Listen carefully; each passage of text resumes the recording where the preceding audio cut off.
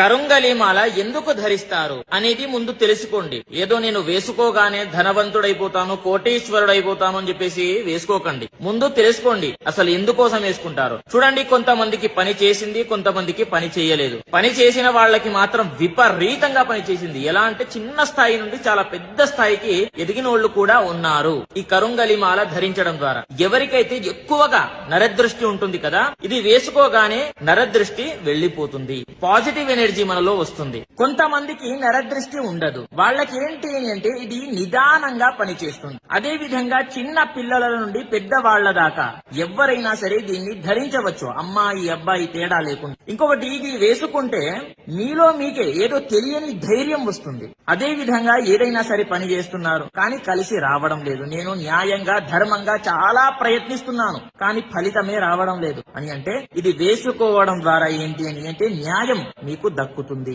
న్యాయం ఎక్కడైతే ఉంటుందో అక్కడ ఖచ్చితంగా ఇది ఉంటుంది అనేది గుర్తుపెట్టుకోండి, చాలా పవర్ఫుల్.